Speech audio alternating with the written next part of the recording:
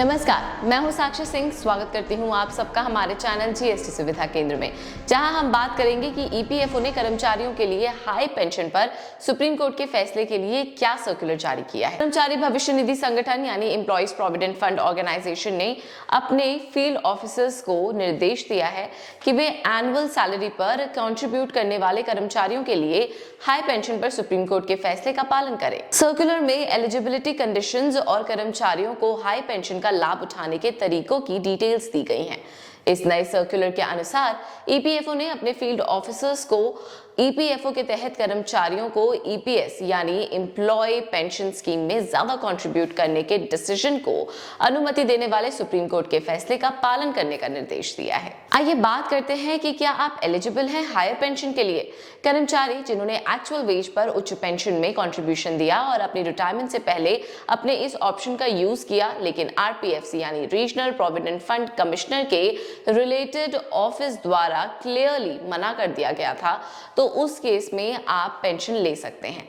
या पेंशन भोगी यानी पेंशनर्स जिन्होंने कर्मचारियों के रूप में 5,000 रुपए से या फिर 6,500 रुपए की चलती आ रही सैलरी लिमिट से अधिक सैलरी पर योगदान दिया था, उनको भी हाई सैलरी हाई पेंशन मिल सकता है।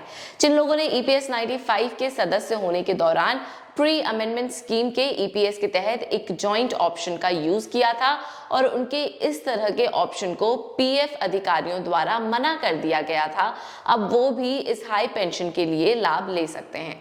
अब आगे बात करते हैं कि कैसे अप्लाई करेंगे, तो स्टेप बाय स्टेप देखते हैं। पहला तो रिक्वेस्ट ऐसा होना चाहिए जो कि कमिश्नर द्वारा स्पेसिफाई किया जा सकता है।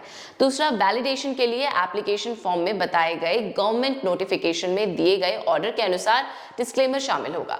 तीसरे में प्रोविडेंट फंड से पेंशन फंड में एडजस्टमेंट की जरूरत वाले शेयर के मामले में अगर कोई हो तो फंड में रीडिपॉजिट एप्लीकेशन फॉर्म में पेंशन भोगी की क्लियर सहमति दी जाएगी।